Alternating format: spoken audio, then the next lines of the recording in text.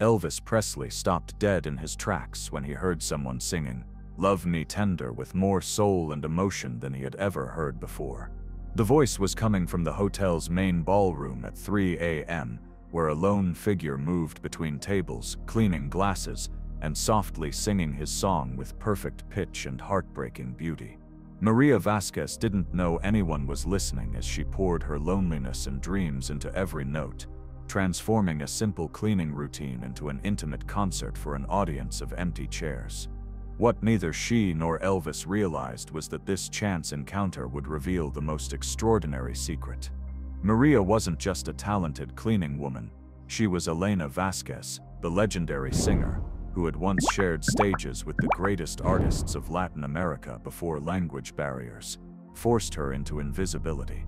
How could one song, sung in solitude, bridge the gap between two worlds and give a forgotten star the second chance she never thought possible? This is the unforgettable story of recognition, redemption, and the night Elvis discovered that true talent can survive anything, even obscurity. It was March 22, 1976, and the Las Vegas International Hotel was in the quiet hours between the last show of the night and the first light of dawn. The casino had emptied of its final gamblers, the bars had closed their last tabs, and the corridors that had been filled with laughter and music now echoed only with the soft sounds of the overnight cleaning crew preparing the hotel for another day of entertainment and dreams. Elvis Presley couldn't sleep.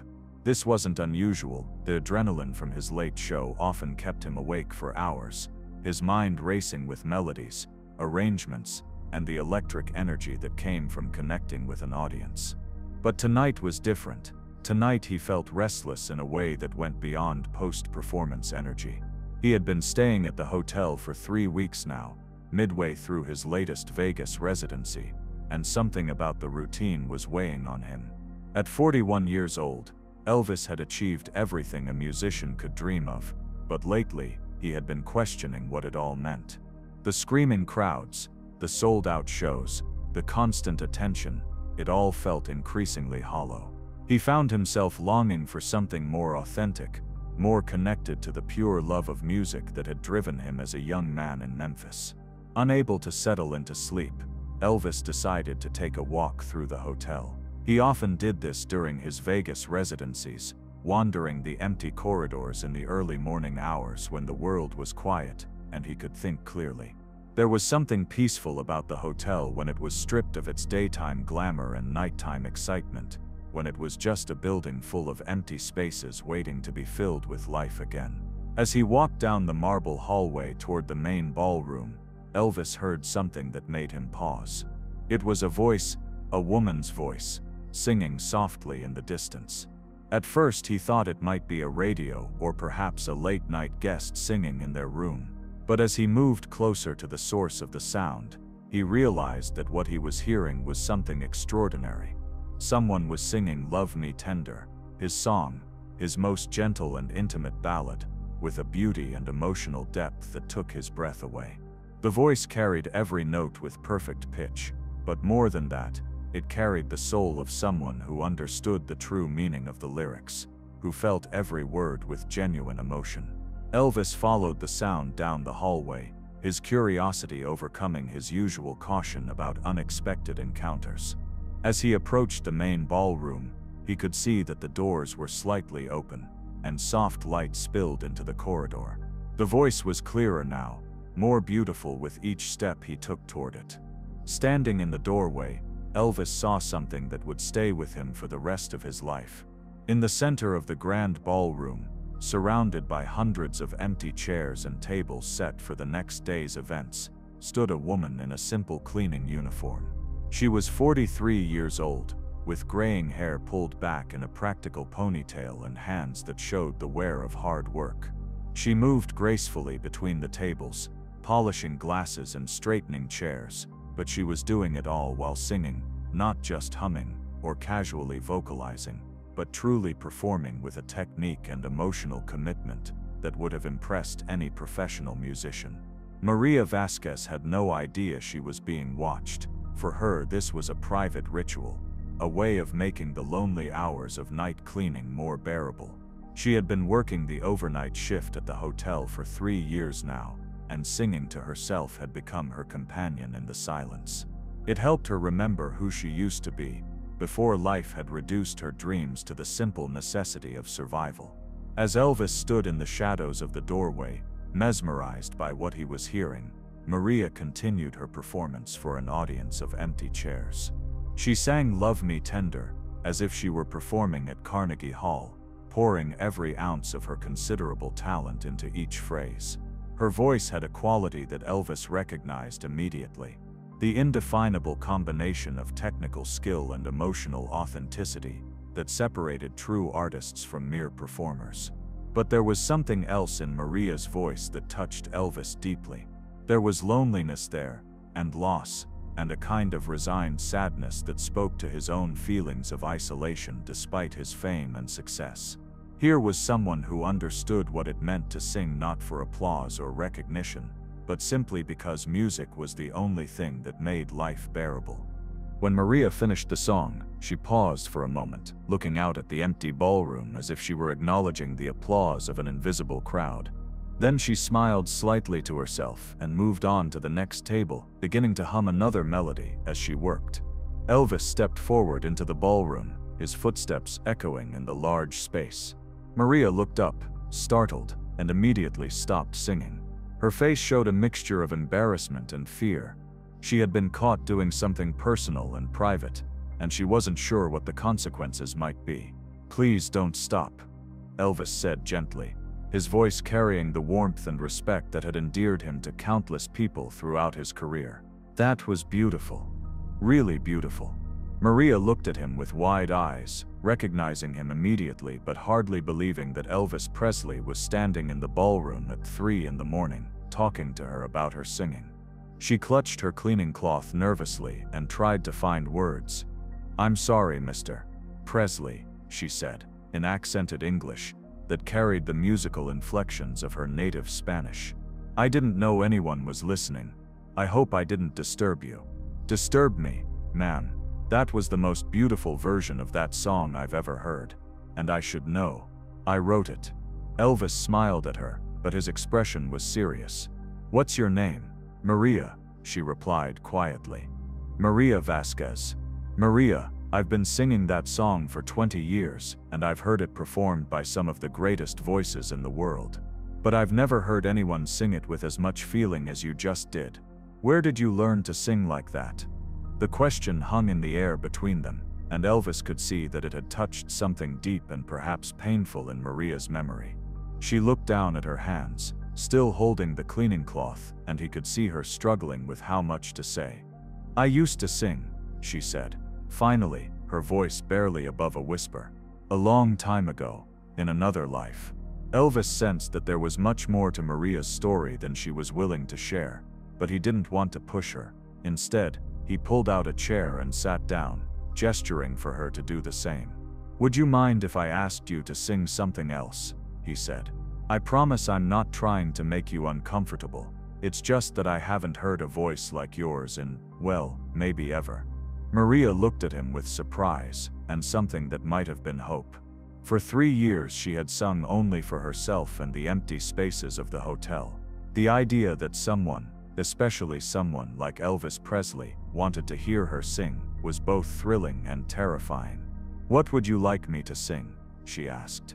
"Whatever you want, whatever means something to you." Maria thought for a moment, then began to sing "Bésame Mucho," the classic bolero that had been one of her signature songs during her performing days in Latin America.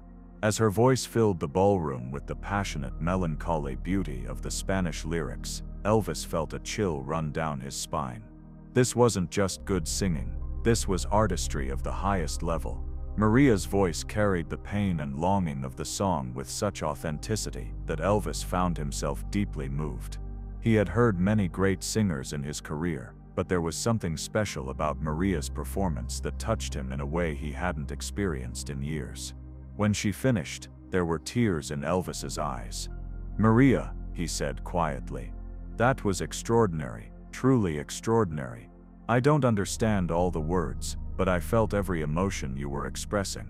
Maria's own eyes were wet with tears now.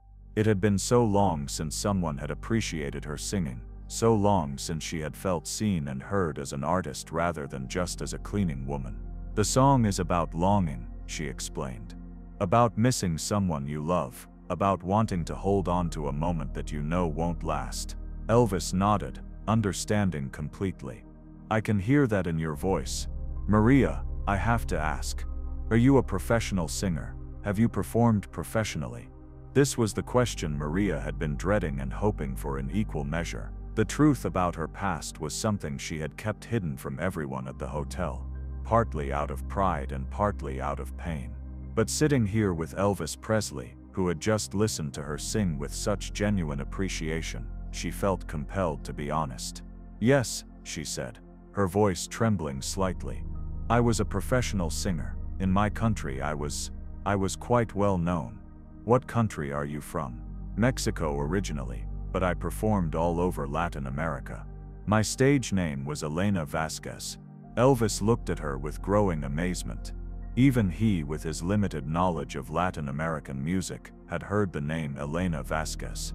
She had been one of the biggest stars in the Spanish-speaking world during the 1960s and early 1970s, known for her powerful voice and emotional performances. "Elena Vasquez," he repeated slowly. "My God, Maria, you're a legend. I've heard of you. What are you doing working as a cleaning woman?" The question was asked with such genuine bewilderment and concern that Maria couldn't help but smile through her tears. Here was one of the world's most famous entertainers, unable to understand how another famous entertainer could have fallen so far. "It's a long story," she said. "When I came to America 5 years ago, I thought my fame would travel with me. I thought that talent was universal, that music would be enough. But I learned that language barriers are stronger than I imagined. My accent made people see me differently. My credentials from Mexico and South America meant nothing here. I couldn't get auditions, couldn't get meetings with record executives. Slowly I ran out of money and had to take whatever work I could find." Elvis listened with growing anger and sadness. Here was one of Latin America's greatest voices, reduced to cleaning hotel rooms because the American music industry couldn't see past her accent and cultural background. "That's criminal," he said. "Absolutely criminal. Your talent is extraordinary. It doesn't matter what language you're singing in or where you're from. Music is music, and you have something special." "Thank you for saying that," Maria replied. "But the reality is that talent alone isn't enough in this business. You need connections. You need people who believe in you. You need luck. I had all of those things in Latin America, but here I'm starting from nothing, and at my age, with my accent, it feels impossible." Elvis was quiet for a long moment, processing what Maria had told him. He was thinking about his own career, about all the people who had helped him along the way, about the opportunities he had been given simply because he had been in the right place at the right time with the right connections. It seemed profoundly unjust that someone with Maria's talent should be invisible to the very industry that had made him a star. "Maria," he said, "finally, I want to ask you something, and I want you to be completely honest with me. If you had a chance, a real chance to perform again, to record again, would you want that?" Maria's breath caught in her throat. It was the question she had stopped allowing herself to dream about years ago. "Of course," she whispered. "It's all I've ever wanted. But I've learned not to hope for things that seem impossible. What if I told you that it's not impossible? What if I told you that I might be able to help?" Maria stared at him, not daring to believe what she was hearing. "Mr. Presley, I appreciate your kindness, but I don't think you understand how complicated it would be. The language barrier, my age, the fact that I've been out of the music business for years. Maria, let me tell you something. I've been in this business for over 20 years, and I've worked with some of the most talented people in the world. What you have missed, that voice, that emotional connection to music. That's not something you can teach or fake. That's a gift from God, and it would be a tragedy to let it go to waste." Elvis leaned forward in his chair, his expression intense and sincere. "I have connections in this industry. I have influence. More importantly, I have ears, and I know talent when I hear it. If you're willing to trust me, I'd like to help you get back to where you belong." Maria felt as if she were dreaming. 3 hours ago, she had been an invisible cleaning woman singing to empty chairs. Now Elvis Presley was offering to help revive her career. It seemed too good to be true, but the sincerity in his voice and eyes made her want to believe. "What would you want me to do?" she asked. "First, I want you to sing for some people I know in the music business. Not auditions exactly, but informal performances where they can hear what I heard tonight. Second, I want to help you work on your English language repertoire. Your English is good, but I think with some coaching, you could be comfortable singing in English as well as Spanish. That would open up more opportunities." Elvis paused, then continued with growing excitement as his plan took shape. "But most importantly, I want people to know who you really are. Elena Vasquez shouldn't be forgotten just because she's working in a hotel in Las Vegas. Your story, your talent, your music, it all deserves to be celebrated." Maria was crying openly now, overwhelmed by the possibility that her dreams might not be dead after all. "Mr. Presley, I don't know what to say. Why would you do this for me?" "Because music brought us both to this moment," Elvis replied. "Because talent like yours is rare and precious and shouldn't be wasted.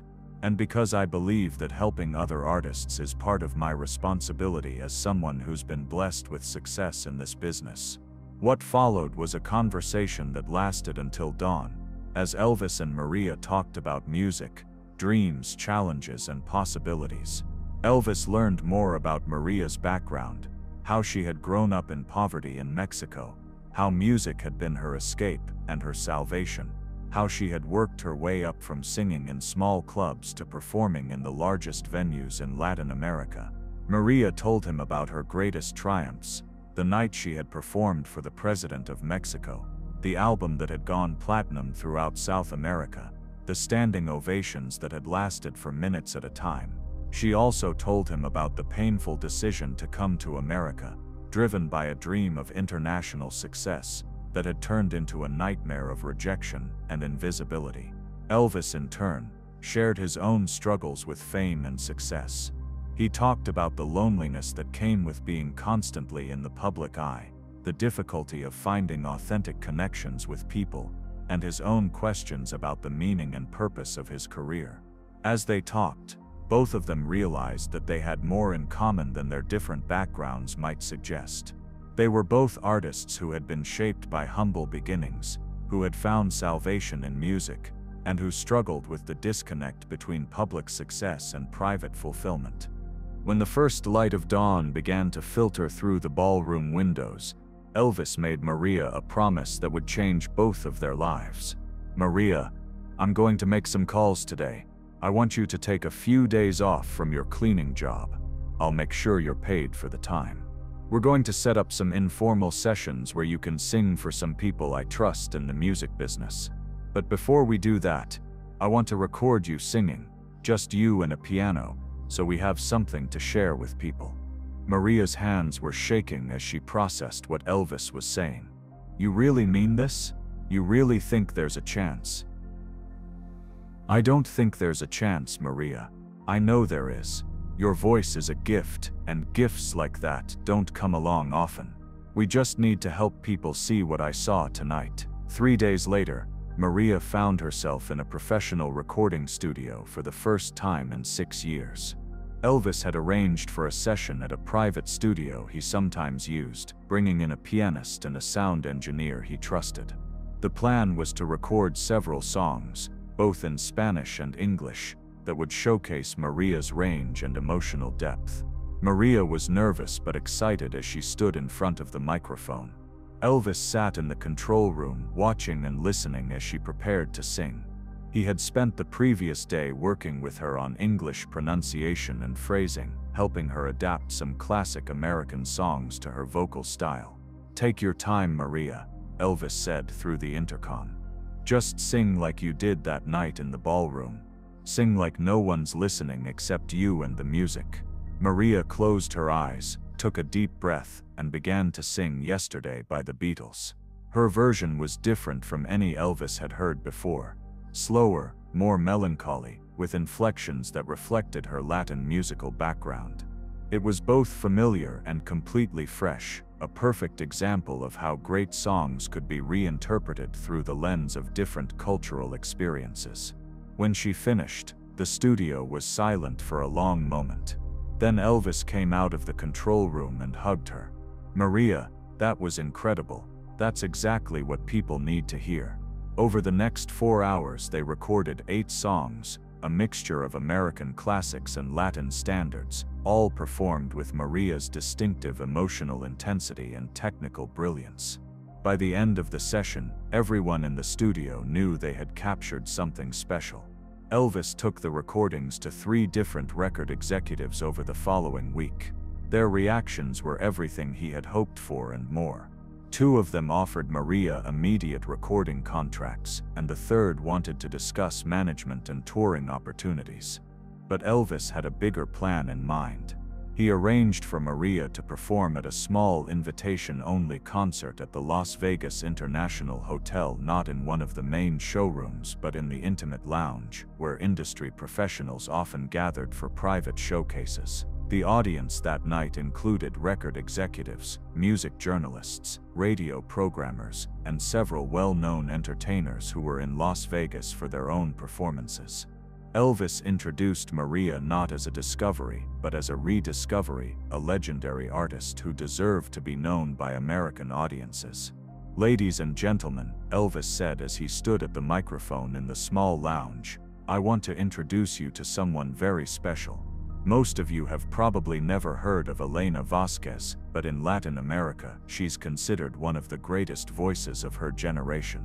For the past few years, she's been working right here in this hotel, and none of us knew we were in the presence of such extraordinary talent." Elvis paused, looking out at the audience of industry professionals. "Tonight, you're going to hear something remarkable. You're going to hear what happens when true artistry transcends language barriers, cultural differences, and the narrow categories that sometimes limit our industry." When Maria took the stage, she was transformed. Gone was the nervous cleaning woman who had been discovered singing in an empty ballroom. In her place stood Elena Vasquez, the legendary performer who had once commanded stages throughout Latin America. She began with Bésame Mucho, the song she had sung for Elvis that first night. As her voice filled the lounge with its passionate beauty, the audience fell completely silent. Industry professionals, who were accustomed to evaluating talent with cold calculation, found themselves genuinely moved by what they were hearing. Next, she sang Yesterday, the English-language song she had recorded in the studio. Her version was so beautiful, so emotionally compelling, that several people in the audience were visibly affected. This wasn't just good singing. This was an artistic statement, a demonstration of how music could bridge cultures and languages. For her final song, Maria chose "Love Me Tender," the Elvis ballad that had first caught his attention. But she sang it as a duet, with Elvis joining her on stage for a performance that left the entire audience in tears. The two voices, Elvis's familiar, warm baritone and Maria's soaring, emotion-laden soprano, blended together perfectly, creating a musical moment that transcended the business atmosphere of the showcase. For those few minutes, the lounge became a sacred space where two artists shared their gifts with an audience that understood they were witnessing something unrepeatable. When the song ended, the audience erupted in applause that lasted for nearly 5 minutes. People were standing, crying, shouting their appreciation for what they had just experienced. Maria stood on the small stage, overwhelmed by the response, hardly believing that her dreams were becoming reality. After the showcase, Maria was surrounded by music industry professionals wanting to talk to her about recording contracts, concert bookings, and collaboration opportunities. Record executives who had never heard of Elena Vasquez were now eager to sign the artist they had just discovered. But the most meaningful moment came when a young Latina woman approached Maria with tears in her eyes.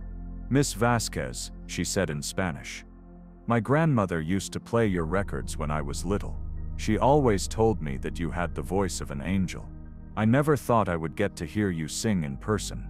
Maria hugged the young woman, understanding that her return to music was about more than just her own dreams. It was about representation, about showing that Latino artists could succeed in the American music industry, about proving that talent and artistry could overcome barriers of language and culture.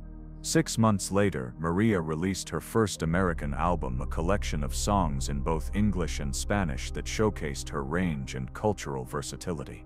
The album was produced by one of Elvis's longtime collaborators and featured arrangements that honored both her Latin musical heritage and her new American artistic identity. The album was a commercial and critical success, reaching the top of the Latin music charts and crossing over to mainstream American radio.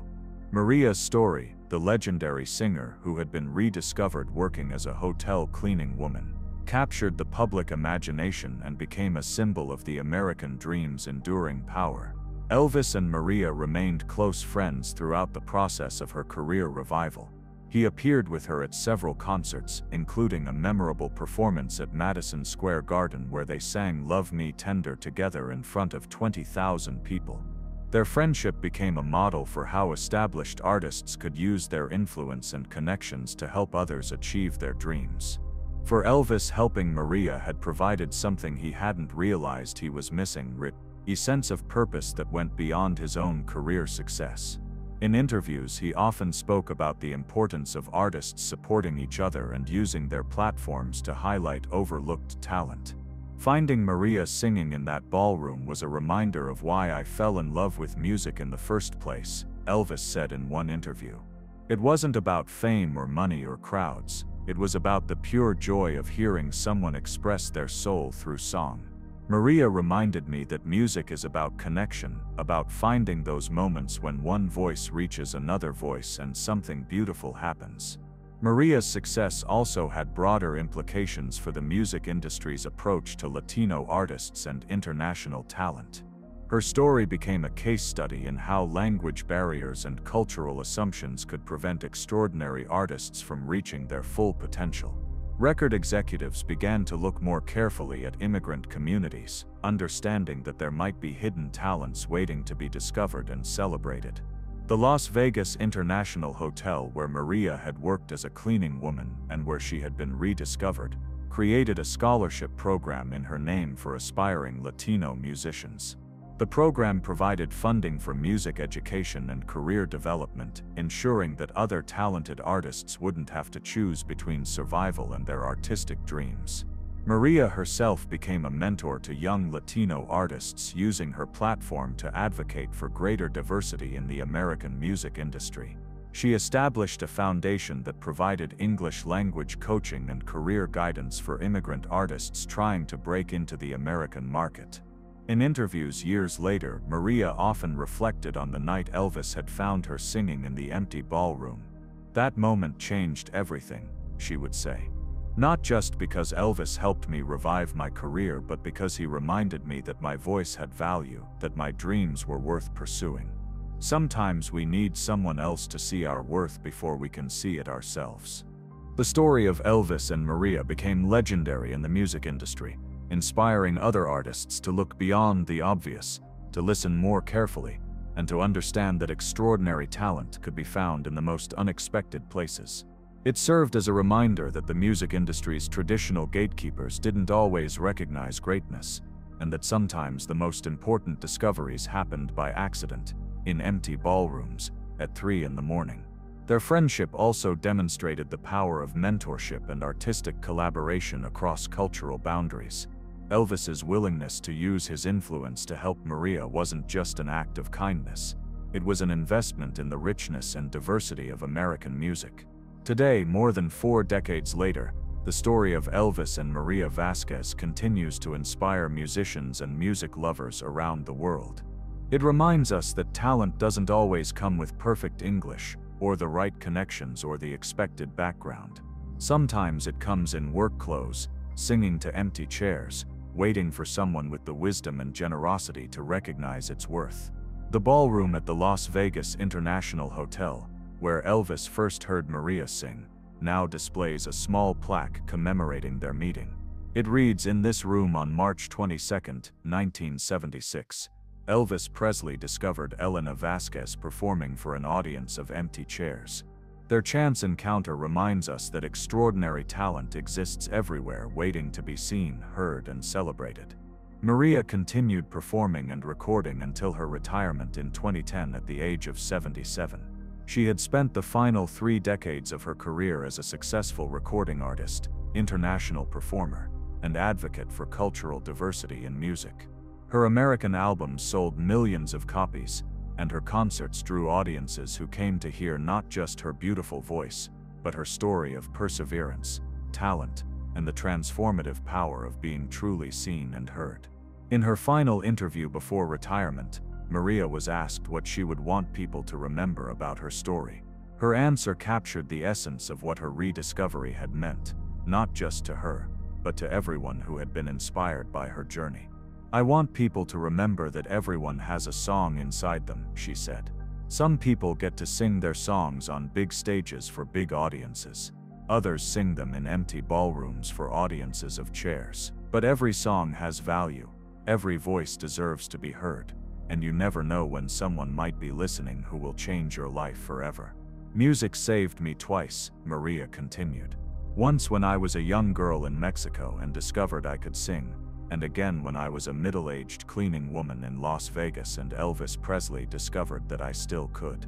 The lesson I learned is that it's never too late for a second chance, never too late for someone to see your worth, and never too late to remember that your dreams are worth pursuing."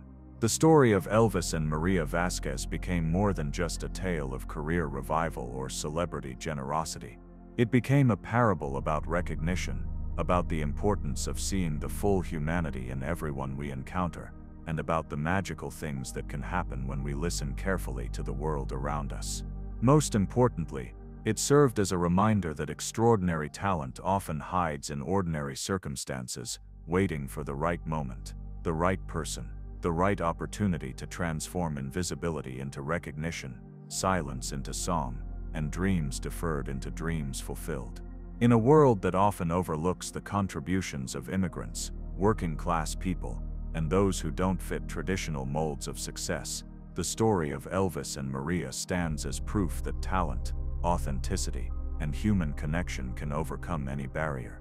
Their chance meeting in that empty ballroom reminds us all to listen more carefully, to look more closely, and to understand that the next person we encounter might be carrying a song that could change the world, if only someone is wise enough and generous enough to help them sing it. But to truly understand the magnitude of what happened that night, you need to know more about who Elena Vasquez had been before she became Maria the Cleaning Woman. Her story was one of the most remarkable rises and falls in Latin American entertainment history, a tale that made her rediscovery by Elvis even more extraordinary. Elena Vasquez had been born Maria Elena Gonzalez in a small village outside Guadalajara, Mexico in 1933. Her father was a mechanic who struggled to support his family of 6 children, and her mother took in laundry to help make ends meet. Music was the family's salvation. Elena's grandmother had been a local singer who performed at weddings and festivals, and she had passed down not just her vocal techniques, but her deep understanding of how music could transform pain into beauty. Elena's talent was evident from the time she could speak. As a toddler, she would sing along with the radio with perfect pitch, memorizing complex melodies after hearing them just once. By the age of 7, she was performing at local church services, her pure, powerful voice drawing crowds who came not just to worship but to hear the little girl whose singing seemed to channel something divine. The family's circumstances were desperate, but Elena's grandmother recognized that the child's voice was their ticket to a better life. She began teaching Elena not just to sing, but to perform how to connect with an audience, how to convey emotion through subtle changes in phrasing and timing, how to make every person in the room feel as if she were singing directly to them. When Elena was 12, her grandmother took her to Mexico City for an audition at a major radio station. The producers were skeptical. Child performers were common, and most lacked the emotional maturity to truly move adult audiences. But when Elena sang La Llorona, the traditional Mexican ballad about a weeping woman searching for her lost children, There wasn't a dry eye in the studio. Within 6 months, Elena had her own radio program, broadcasting live every Saturday afternoon across central Mexico. Her family moved to Mexico City, where Elena's income from radio performances and growing concert bookings lifted them out of poverty for the first time in generations. But Elena's rise to stardom was just beginning. At 16, she recorded her first album, a collection of traditional Mexican ballads performed with an emotional intensity that belied her age. The album went gold throughout Mexico and Central America, establishing Elena Vasquez. She had adopted her grandmother's maiden name as her stage name, as one of the most promising young voices in Latin music. By 1955, when she was 22, Elena had become the biggest female recording artist in Mexico. Her concerts sold out massive venues, her albums topped charts from Mexico City to Buenos Aires, and her voice had become synonymous with passionate, authentic Latin music. She had recorded with many of the era's greatest musicians, from the legendary trio Los Panchos to the innovative composer Agustin Lara. Elena's appeal transcended music. She represented a new kind of Latin woman, strong, independent, artistically uncompromising. Her songs often dealt with themes of female empowerment and social justice, resonating with audiences who saw her as more than just an entertainer. She was a cultural icon, a voice for people who rarely heard their experiences reflected in popular media. Her most famous album, Corazón de Fuego, Heart of Fire, released in 1960, was considered a masterpiece of Latin music. The title track, a passionate declaration of independence from a controlling lover, became an anthem for women throughout Latin America. The album stayed at #1 for 6 months and established Elena as not just a singer but a songwriter and artistic visionary. By the mid-1960s, Elena Vasquez was performing in the largest venues in Latin America. She had sung for presidents and poets, had been featured on the covers of major magazines, and had become one of the most recognizable faces in the Spanish-speaking world. Her concerts were events that brought together people from all social classes, united by their appreciation for her extraordinary talent and authentic connection to Latin culture. But Elena's success came with a price. The constant touring, the pressure to maintain her image, and the isolation that came with fame began to take their toll. She had never married, had few close relationships outside her family, and found herself increasingly lonely despite being surrounded by adoring crowds. It was during this period of personal struggle that Elena began to dream of expanding her career to the United States. She had heard about other Latin artists who had found success in the American market, and she believed that music was truly universal, that talent and authenticity could transcend language barriers. In 1971, at the height of her Latin American success, Elena made the fateful decision to come to the United States. She had been offered what seemed like a promising recording contract with a small American label that specialized in international music. The plan was to record an album of English-language songs while maintaining her Spanish-language career. Elena arrived in Los Angeles with high hopes and considerable savings from her successful career. She had studied English for years, preparing for this moment, and she believed that her reputation in Latin America would open doors in the American music industry. Instead, she encountered a series of disappointments that gradually destroyed her confidence and depleted her resources. The American record label that had courted her turned out to be poorly managed and underfunded. After 6 months of delays and excuses, they went out of business without releasing any of Elena's recordings.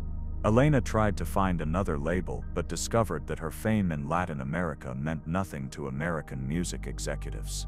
They saw her accent as a liability, her age, she was 38, as a disadvantage in a youth-oriented industry, and her musical style as too ethnic for mainstream American audiences. For 2 years, Elena struggled to find her footing in the American music industry. She performed in small clubs and restaurants, hoping to build a new audience from the ground up.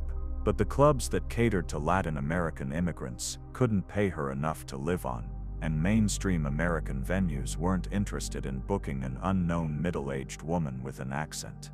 Gradually, Elena's savings dwindled. She had to move from a nice apartment to a series of increasingly modest accommodations.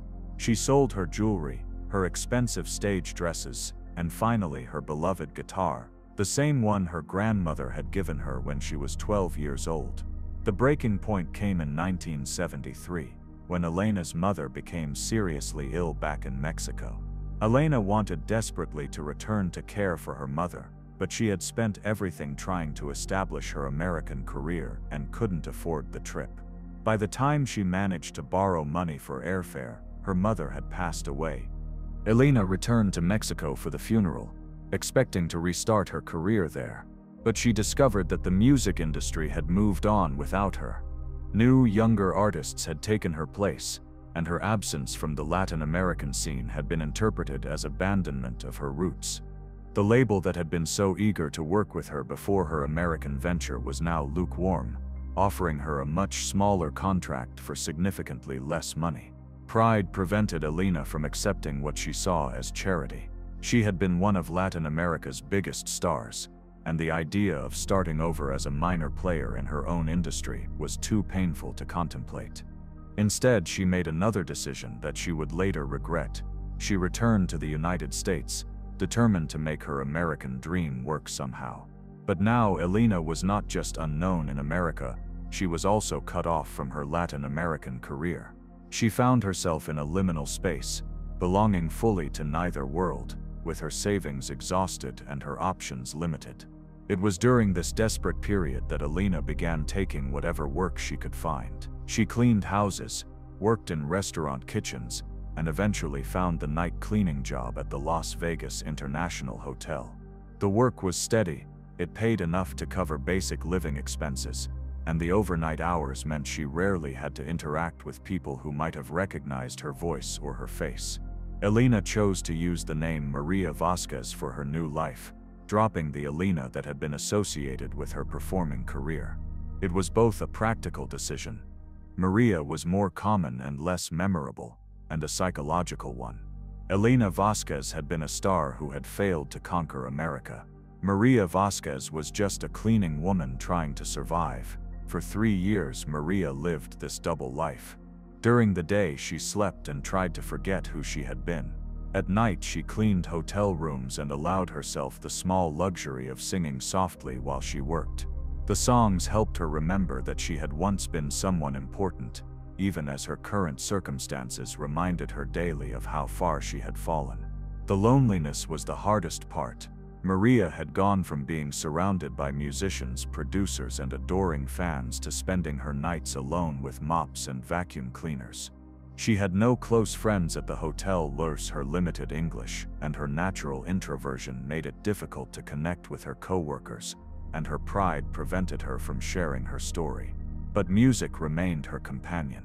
Every night, as she cleaned the empty ballrooms and corridors, Maria would sing sometimes the Mexican ballads that had made her famous, sometimes American songs she had learned during her failed attempt to break into the US market. The singing kept her sane, kept her connected to who she had been and who she still was beneath the uniform and the invisibility. It was this routine that brought Maria to the ballroom that night in March 1976, singing "Love Me Tender" to an audience of empty chairs. She had no way of knowing that Elvis Presley was in the hotel, no reason to expect that anyone would hear her. She was simply doing what she had done for 3 years, using music to make the loneliness bearable. When Elvis walked into that ballroom and heard Maria singing, he was witnessing the intersection of talent and tragedy, of dreams deferred and hope nearly extinguished. But he was also witnessing the resilience of the artistic spirit, the way that true musicians continue to make music even when no one is listening, even when the world has forgotten who they are.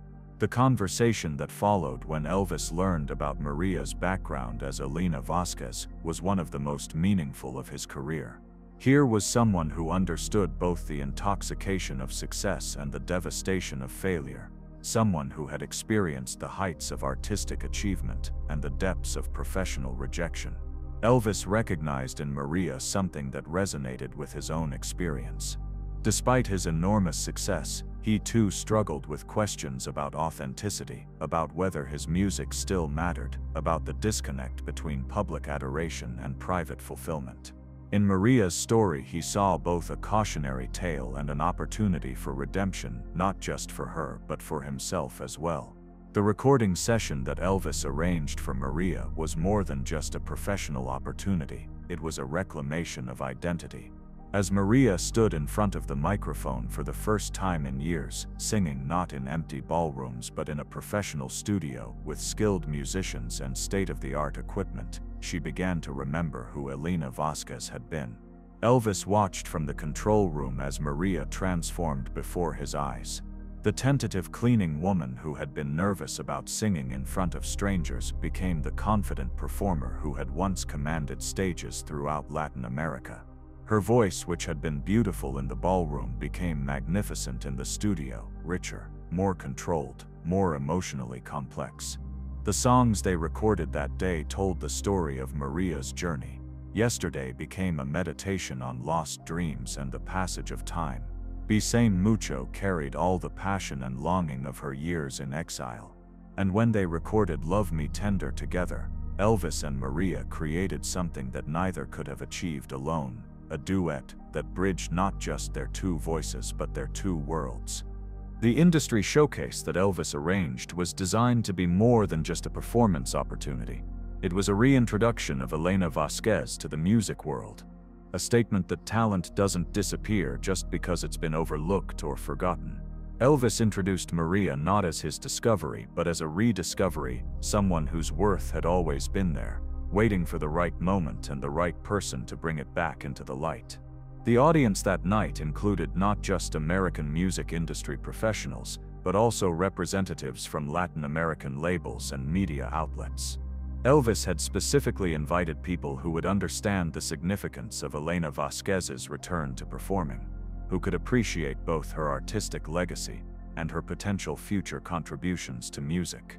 When Maria took the stage and began to sing, she was performing not just for the people in the room, but for everyone who had ever believed in her, everyone who had mourned her disappearance from the Latin music scene, and everyone who would benefit from her example of resilience and second chances. The standing ovation she received was more than appreciation for a good performance. It was recognition of a journey completed, a talent reclaimed, and a story that reminded everyone present why they had fallen in love with music in the first place. The album that Maria recorded following the showcase was an artistic statement that reflected both her traditional roots and her American experience. Songs in Spanish celebrated her cultural heritage and the musical traditions that had shaped her voice. Songs in English demonstrated her ability to connect with new audiences while maintaining her authentic artistic vision. The album's success was measured not just in sales figures, though it did reach the top of the Latin charts and cross over to mainstream American radio, but in its impact on other Latin artists. Maria's story proved that it was possible to succeed in the American music industry without abandoning one's cultural identity, that authenticity and artistic excellence could overcome language barriers and cultural prejudices. For Elvis, his role in Maria's comeback became one of the defining achievements of his later career. In interviews, he spoke often about the importance of using success and influence to help other artists, about the responsibility that came with being in a position to open doors for overlooked talent. Finding Maria reminded me why I became a musician in the first place, Elvis said in a 1977 interview, just months before his death. It wasn't about the fame or the money or even the applause, it was about the magic that happens when music connects one person to another, when a voice reaches out and touches someone's heart. Maria's voice did that for me that night in the ballroom, and I'm grateful I was able to help her share that voice with the world again. The friendship between Elvis and Maria continued until Elvis's death in August 1977. They performed together several more times, including a memorable duet at Elvis's final concert in Indianapolis, just 6 weeks before he died. Maria often said that those performances were among the most meaningful of her renewed career, not because of Elvis's fame, but because of the genuine musical connection they shared. After Elvis's death, Maria dedicated herself to continuing the work he had started, using her success and platform to help other overlooked artists find their voices. The Maria Vasquez Foundation, which she established in 1980, provided support for Latino musicians trying to break into the American market, offering everything from English language coaching to introduction to industry professionals. The foundation's most successful program was its annual showcase, held every March 22nd, the anniversary of the night Elvis discovered Maria in the ballroom. The showcase featured emerging Latino artists performing for industry professionals, with Maria serving as both host and mentor. Over the years, the showcase helped launch the careers of dozens of musicians who might otherwise have remained unknown. Many of them credited Maria not just with providing opportunities, but with demonstrating that success was possible without sacrificing cultural identity or artistic integrity. Maria continued performing and recording well into her 70s, her voice aging gracefully, but never losing its emotional power or technical precision. Her later albums explored themes of aging, wisdom, and the circular nature of life, with songs that reflected on her journey from childhood poverty to international stardom to invisibility and back to recognition. In 2006, Maria published her autobiography, From Empty Chairs to Standing Ovations, which became a bestseller in both English and Spanish. The book detailed her remarkable life story, but it also served as a meditation on the nature of success, failure, resilience, and the redemptive power of music. "I learned that success is not about never falling down," Maria wrote in the book's conclusion. "Success is about getting back up, about remembering who you are even when the world forgets, and about staying true to your voice even when no one seems to be listening." Sometimes the most important performances happen in empty ballrooms, for audiences of chairs, when you're singing not for applause but for survival. When Maria finally retired from performing in 2010 at the age of 77, she had spent nearly 4 decades as one of the most respected voices in Latin music. Her career had spanned from traditional Mexican ballads to crossover pop hits, from intimate club performances to stadium concerts. But she always said that the most important performance of her career was the one no one was supposed to hear, the night she sang Love Me Tender in an empty ballroom and changed her life forever. The Las Vegas International Hotel, recognizing the historical significance of what had happened in their ballroom, created a permanent exhibit about Maria and Elvis's encounter. The exhibit includes photographs, recordings, and memorabilia from both artists' careers, but its centerpiece is a recreation of the ballroom as it appeared that night in 1976, complete with empty chairs and tables set for events that would never happen. Visitors to the exhibit often remark on the power of the empty ballroom display. There's something profound about standing in a space that looks exactly as it did when 2 musical legends found each other by chance, when a cleaning woman's private concert became the beginning of a comeback that inspired musicians around the world. The exhibit's guestbook contains thousands of entries from visitors who have been moved by Maria's story. Musicians write about the inspiration they draw from her resilience. Immigrants share their own stories of struggle and hope. Young people reflect on the importance of never giving up on their dreams, no matter how impossible they might seem. But perhaps the most meaningful entries come from hotel workers, cleaning staff, maintenance crews, and service employees who see themselves in Maria's story. They write about feeling invisible in their own workplaces, about having dreams and talents that go unrecognized, about the hope that maybe someday someone will hear them singing and realize that they too have something valuable to offer. Maria's story continues to resonate because it speaks to universal human experiences: the pain of being overlooked, the struggle to maintain dignity in difficult circumstances, the power of unexpected connections, and the possibility of second chances. It reminds us that extraordinary talent exists everywhere, often hidden by ordinary circumstances, waiting for the right moment and the right person to bring it into the light. The ballroom where it all began remains largely unchanged, still hosting events and celebrations as it did in 1976.